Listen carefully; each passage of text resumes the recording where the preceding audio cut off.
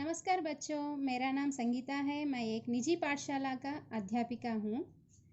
बच्चों, आज हम 10वीं कक्षा का तीसरा कविता पाठ माँ मुझे आने दे को सीखेंगे। पहले मैं आपको कविता गाकर सुनाती हूँ, बाद में कविता पाठ को अच्छी तरह समझ। माँ मुझे आने दे, माँ मुझे आने दे, डर मत आने दे। फैलूंगी तेरे आंगन में हरियाली बनकर, लिपटूंगी तेरे आंचल में खुशबू बनकर। माँ मुझे आने दे, माँ मुझे आने दे, डर मत आने दे। मेरी किलक और ठुमकते कदमों में घर का सन्नाटा बिखर जाएगा। माँ मुझे आने दे, माँ मुझे आने दे, डर मत आने दे। जो पसरा है पिता के दम्भ, भाई की उद्दंडता के कारण सदियों से, पोंछ दूंगी अंधेरा जो तेरे माथे की सिलवटों में सिमटा है। कभी कभी झर जाता है उसकी बूंदों सा, आँखों की कोरों से आने तो दे। धुल जाएगा सारा का सारा रुखीला एहसास, अकड़ीला मिजाज जो चिपका है घर की सारी दीवारों, बंद दरवाजों खिड़कियों में। तेरी आँखों में तैरते ये समुंदर, ए आसमान के अक्स मैंने देख लिया है। माँ माँ, जा सकती हूँ मैं दूर पार उस झिलमिलाती दुनिया में, ला सकती हूँ वहाँ से चमकीले टुकड़े तेरे सपनों के। समुंदर की लहरों के थपेड़ों में ढूंढ सकती हूँ मैं मोती और सीपी और नाविकों के किस्से। कर सकती हूँ माँ मैं सब कुछ जो रोशनी सा चमकीला, रंगों से चटकीला हो, पर आने तो दे। डर मत माँ मुझे आने दे, माँ मुझे आने दे, माँ मुझे आने दे, डर मत आने दे। माँ मुझे आने दे कविता पाठ की कवयित्री का नाम मृदुल जोशी है। पहले उन्मुखीकरण जानेंगे। माँ चाहिए, बहन चाहिए, पत्नी चाहिए, फिर बेटी क्यों नहीं चाहिए। अंधे की बिटिया करे पुकार, मत करो यहाँ अत्याचार। अंधे की बिटिया గర్భస్థ ఆడ శిశువు యొక్క అర్ధనాదం. తను ఏమంటుంది? అందరికీ తల్లి కావాలి, చెల్లి కావాలి, భార్య కావాలి, మరి అమ్మాయి ఆడపిల్ల ఎందుకు వద్దు, కూతురు ఎందుకు వద్దు అని గర్భస్థంలో ఉండే ఆడ శిశువు ఈ విధంగా మమ్మల్ని అన్యాయంగా చంపకండి, గర్భంలో మమ్మల్ని చంపకండి, మీకు తల్లి కావాలి, చెల్లి కావాలి, జీవితాంతం ఉండడానికి తనతో తోడుగా ఉండడానికి భార్య కూడా కావాలి, మరి ఎందుకు కుమార్తె వద్దు, ఎందుకు మమ్మల్ని ఇలా అన్యాయం చేస్తున్నారు, గర్భంలో ఉన్నప్పుడు మమ్మల్ని ఎందుకు చంపుతున్నారు అనేసి ఆ శిశువు చెప్పిన వాక్యాలు ఇవి. అంతేకాక ఇక్కడ ఇచ్చిన మన ఈ మా ముజే ఆనేదే పోయంలో ఆ గర్భస్థ శిశువు యొక్క నాదము ఇందాక మనం నేర్చుకున్నాము, కవిత్వము అందులో ఇవ్వబడ్డది. అది వివరంగా నేను మీకు చెప్తాను. తర్వాత ఇక్కడ కొన్ని ప్రశ్నలు ఇవ్వబడ్డాయి. అంధేకి బిటియా క్యా కహతీ హే, అంధేకి బిటియా క్యా కహతీ హే అంటే గర్భంలో ఉండే శిశువు ఏం చెప్తుంది? ఇక్కడ చెప్తుంది కదా, మా చాహియే బహన్ చాహియే అంటే ఏమని చెప్తుంది? అంధేకి బిటియా బేటియోं पर अत्याचार मत करने को कहती है. क्या कहती है अनदेखी बिटिया? बेटियों पर मत करो अत्याचार कहकर कहती है। ఈ ప్రశ్న యొక్క జవాబు ఏంటిది? अंधे बिटिया बेटियों पर अत्याचार मत करने को कहती है। తర్వాత రెండవ ప్రశ్న వచ్చేసి इन पंक्तियों में से क्या संदेश मिलता है? इन पंक्तियों से क्या संदेश मिलता है అంటే వీటి ద్వారా ఈ ఉన్ముఖీకరణ ద్వారా మనకు ఎలాంటి మెసేజ్ వస్తుంది అని అర్థం। ఈ ప్రశ్నకు జవాబు ఏంటిది? इन पंक्तियों से यह संदेश मिलता है कि माँ बहन और पत्नी के समान बेटियों को भी चाहिए, बेटियों पर अत्याचार न कीजिए। అంటే దీని అర్థం ఏంటిది? మీకు తల్లి కావాలి, చెల్లి కావాలి, భార్య కావాలి, కానీ కూతుర్ని కూడా కావాలనుకోండి, ఇష్టపడండి, మా పైన ఎలాంటి అత్యాచారాలు చేయకండి అని ఈ పైన ఇచ్చిన ఉన్ముఖీకరణ యొక్క సందేశం అంటే మెసేజ్ మనకు లభిస్తుందన్నట్టు। తర్వాత థర్డ్ క్వశ్చన్ వచ్చేసి నారీకే బినా సమాజ్కి కల్పన అసంభవ్ హే అంటే స్త్రీ లేనిది ఈ సమాజంని ఊహించడం అసంభవం। దీని గురించి ఇస్ పర్ అప్నే విచార్ బతాయే, దీనిపైన మీ యొక్క సందేశం ఏంటిది? ఇది కరెక్టేనా? మరి స్త్రీ లేనిది సమాజం అసంభవము అనేది కరెక్టేనా? దాని గురించి దీని ఆన్సర్ ఏంటిది? यह सही है कि नारी के बिना समाज की कल्पना असंभव है। स्त्री प्रकृति है, स्त्री के बिना पुरुष नहीं है। हर पुरुष के जीत के लिए अवश्य एक स्त्री रहती है। स्त्री पुरुष दोनों समाज रूपी शक्ति के दो रूप है। समाज के हर क्षेत्र में नारी की सहायता की आवश्यकता हमें पड़ती है। बच्चों के लालन पालन से उनके योग्य बनाने तक नारी का ही స్థానం ప్రముఖే। ఈ విధంగా స్త్రీ మన సమాజంలో పిల్లల యొక్క లాలన పాలన నుండి ప్రతి ఒక్క దానిలో మన స్త్రీ యొక్క పాత్ర ఉంది। తను లేకుంటే పురుషునికి ఎలాంటి విజయం లేదు, ప్రతి పురుషుని యొక్క విజయం వెనకాల స్త్రీ ఉంటుంది అని ఈ విధంగా రాయవచ్చు। ఓకే, నెక్స్ట్ వచ్చేసి उद्देश्य छात्रों को मुक्तक कविताओं से परिचय करवाना है। इस कविता के माध्यम से भ्रूण हत्याओं का विरोध करने का प्रयास किया जा रहा है। लिंग भेद का डटकर विरोध करना, भ्रूण हत्याओं पर रोक लगाकर बालिका शिक्षा की प्रेरणा देना इसका मुख्य उद्देश्य। అంటే ఈ కవితా పాఠ యొక్క ముఖ్య ఉద్దేశం ఏంటంట? విద్యార్థులకు స్వతంత్ర కవిత్వాన్ని పరిచయం చేయించాలి। ఛాత్రంకు ముక్త కంటే స్వతంత్రంగా కవిత్వం రాయడము, చదవడము, అర్థం చేసుకోవడం, దాన్ని పరిచయం చేయించాలి। అంతేకాక ఈ కవిత ద్వారా భ్రూణ హత్యలను వ్యతిరేకించే ప్రయత్నం జరుగుతుంది, అవునా కాదా? ఇప్పుడు మనం నేర్చుకున్న మనం తెలుసుకుపోయే కవిత్వం నుండి భ్రూణ హత్యలు అంటే గర్భస్థ శిశువులను చంపేదాన్ని వ్యతిరేకించడం దాని గురించి ఉంది। తర్వాత లింగ వివక్షతను గట్టిగా వ్యతిరేకించడం, भ्रूण हत्याओं का विरोध करने का प्रयास किया जा रहा है। लिंग भेद का डटकर विरोध करना అంటే లింగ వివక్షతను గట్టిగా వ్యతిరేకించడం అన్నట్టు। భ్రూణ హత్యలను నిషేధించి బాలికా విద్యకు ప్రేరణను అందించడం దీని యొక్క ఉద్దేశం। ఈ కవిత్వం యొక్క ఉద్దేశం ఏంటిది? భ్రూణ హత్యాం పర్ రోక్ లగాకర్ అంటే భ్రూణ హత్యలను ఆపి దానికి వ్యతిరేకంగా బాలికా శిక్ష అంటే బాలికా విద్యకి ప్రేరణ కల్పించడం అన్నట్టు ఈ కవిత్వం యొక్క ముఖ్య ఉద్దేశం। తర్వాత వచ్చేసి कवयित्री का परिचय। कवयित्री मृदुल जोशी का जन्म सन 1960 में उत्तराखंड के काठगोदाम में हुआ। कहाँ जन्म हुई हमारी कवयित्री?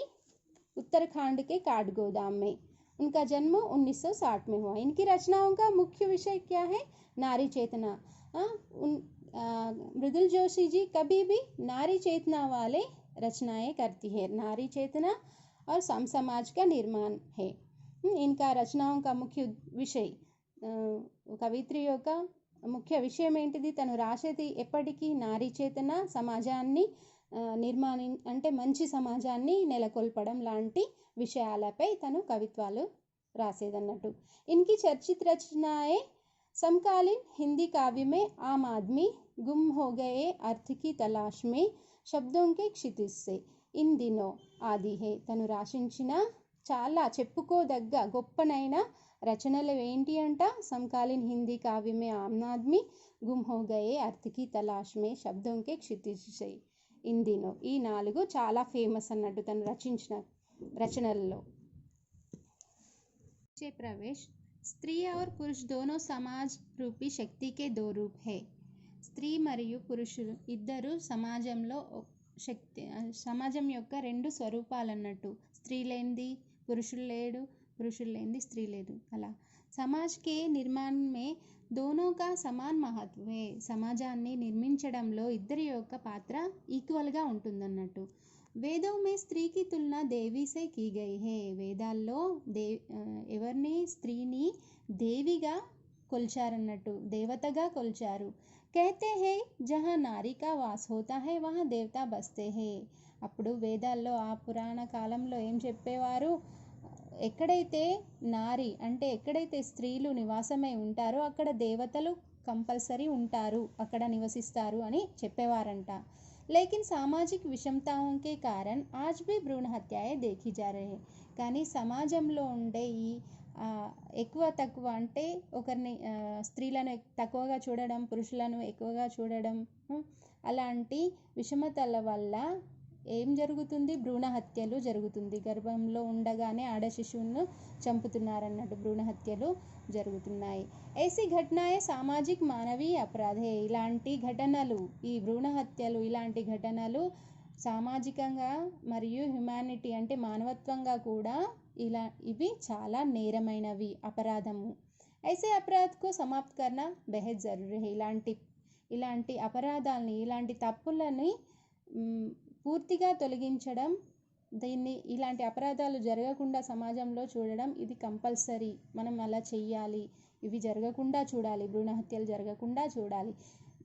ఈ కింద ఇవ్వబడ్డ కవిత్వంలో గర్భంలో ఉండే ఆడ శిశువు తన తల్లితో చెప్పే మాటలు ఇక్కడ ఇవ్వబడ్డాయి అన్నట్టు. కవిత స్టార్ట్ చేద్దాం. మా ముజే ఆనేదే డర్ మత్ ఆనేదే.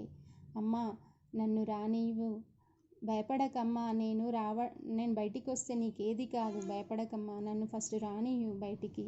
ఫైలుంగి తేరే ఆంగన్ మే హరియాలి బన్కర్. అమ్మ నేను ఎప్పుడైతే బయటికి వస్తానో నీ యొక్క వాకిట్లో, ఆంగన్ మీన్స్ ఇంటి ముందు ఉండే వాకిలి అన్నట్టు. ఫైలుంగి మీన్స్ టు స్ప్రెడ్, హరియాలి గ్రీనరీగా నీ వాకిట్లో నేను స్ప్రెడ్ అవుతాను. పచ్చదనం అంటే అందరికి ఇష్టం కదా, అలా నేను నేను బయటికి వచ్చాక మీ అందరికీ హ్యాపీనెస్నే ఇస్తాను. ఎలాగైతే పంట పొలాలు పచ్చగా ఉంటే మనకెంత ఆనందం అనిపిస్తుందో, నేను బయటికి వచ్చాక మీకు అలాంటి ఆనందాన్ని కలిగిస్తాను మీ వాకిట్లో.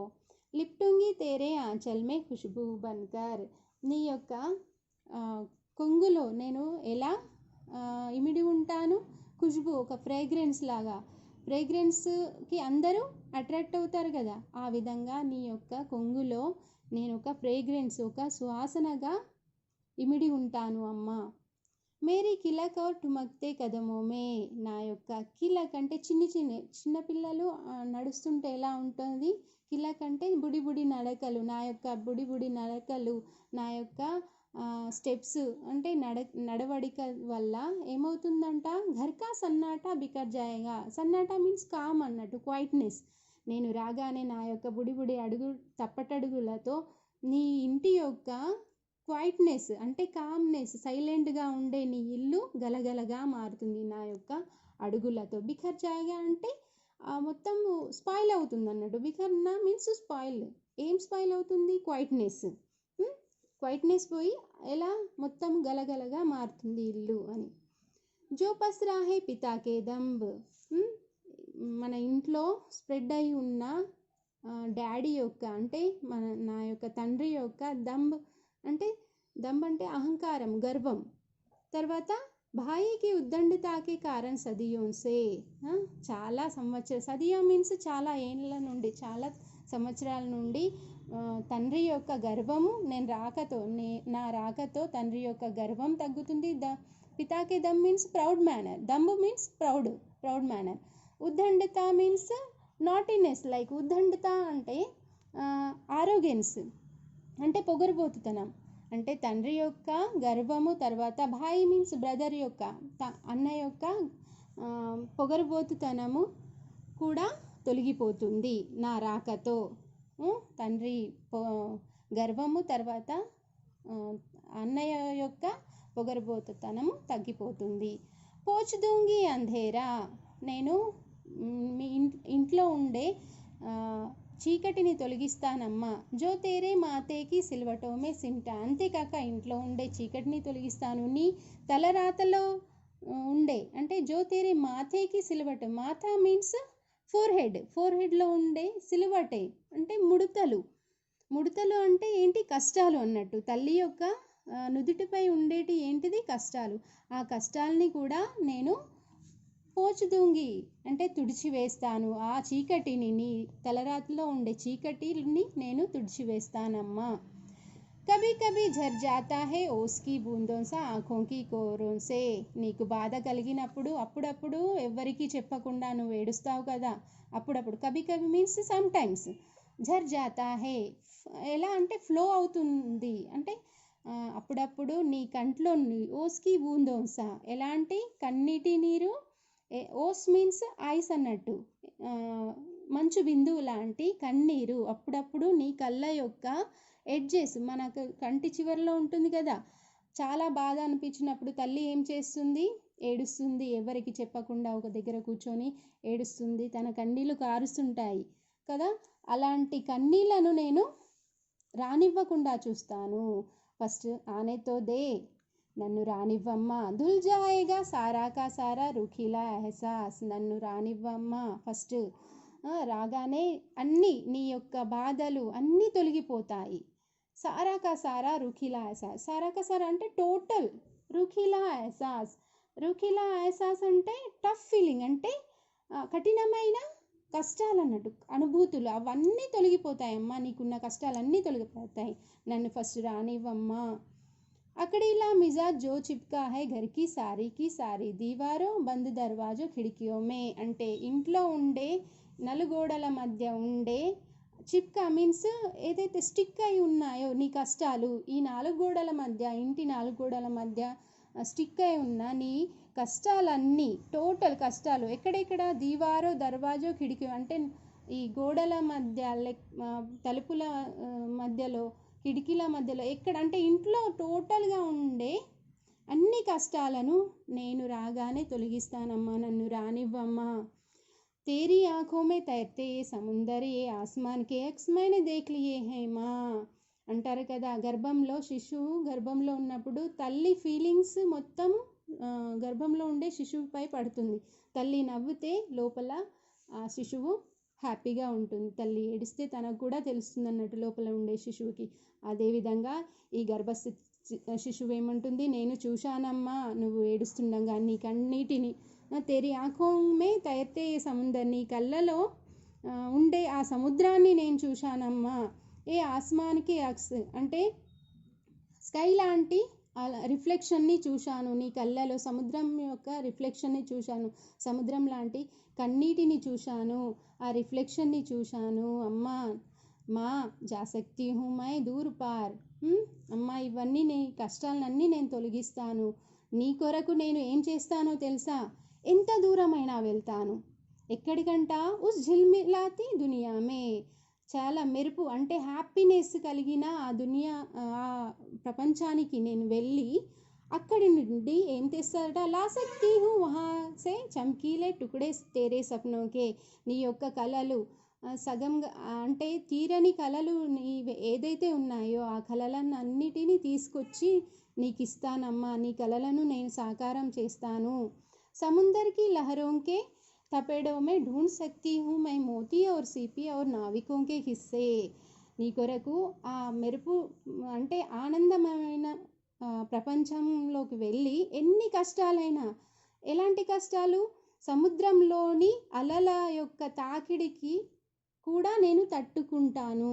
అంటే సముద్రం లాంటి అలల లాంటి కష్టాల్ని కూడా ఎదుర్కొని నీ కొరకు ఏంటి ముత్యాలను, మోతీ మీన్స్ పర్ల్స్, సిపి ఆల్సో ఓయిస్టర్ షెల్ ఉంటుంది కదా, అలాంటి ఇవి కూడా వెతికి తీసుకొస్తాను. అంటే ఇక్కడ పోల్చాడన్నట్టు, కవయిత్రి పోల్చిందన్నట్టు. ఏమని? మోతీ సిపి ఇవన్నీ ఏంటిది? తల్లికి కావలసిన కలలు, తల్లి అనుకునే స్వప్నాలు అన్నట్టు. అవన్నీ ఎన్ని కష్టాలైనా నేను వాటిని ఎదుర్కొని నీ కొరకు ఆ సుఖాల్ని తీసుకొస్తానమ్మా. కర్ సక్తి హూ మా మై సబ్ కుచ్ జో రోష్నీ సా చమ్కిల్లా. ఎన్ని కష్టాలని ఎదుర్కొనైనా నీ కొరకు నీ ప్రపంచాన్ని ఎలా బ్రైట్నెస్గా చేస్తాను. తర్వాత కలర్ఫుల్గా, రంగోన్సా చట్కీలా హో, కలర్ఫుల్గా మారుస్తాను నీ జీవితాన్ని. పర్ ఆనే తో దే, కానీ ముందు నన్ను రానివ్వమ్మా. డర్మత్మా, భయపడకమ్మా. ముझे आने दे, नन्नु रानिव्वम्मा. धन्यवाद. अगर आपको ये वीडियो पसंद है तो लाइक कीजिए, शेयर कीजिए, ज़रूर सब्सक्राइब कीजिए.